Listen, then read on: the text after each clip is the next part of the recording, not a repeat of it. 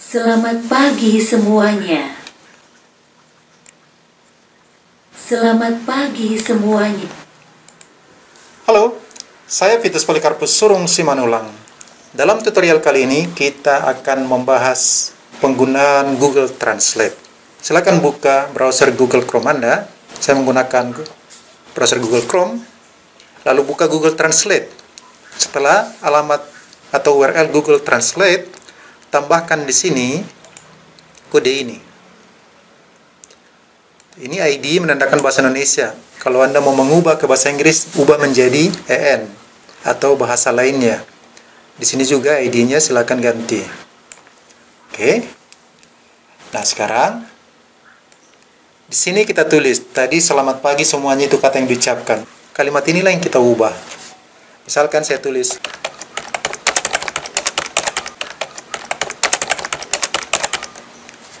lalu saya enter. Halo, senang bertemu dengan Anda dalam video tutorial kali ini. Oke, berhasil dibacakan. Lalu audionya bisa saya download di sini.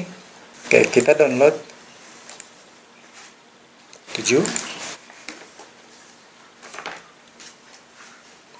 Oke, kita play. Kita coba show in folder. Lalu kita play dengan aplikasi lain, Windows Media Player. Halo, senang bertemu dengan Anda dalam video tutorial kali ini. Oke, berhasil lengkap. Nah, sekarang kita coba lanjutkan. Kalimat yang akan dibacakan adalah dalam video tutorial kali ini, kita coba tulis koma, saya akan membahas software video animasi dengan nama Plotagon. Oke, lalu kita enter.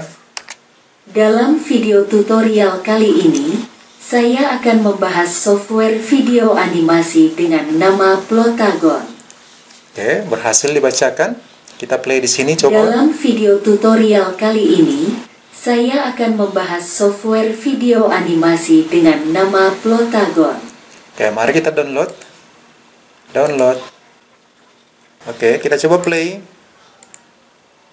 Dalam video tutorial kali ini, saya akan membahas software video animasi dengan nama Plotagon. Oke, berhasil.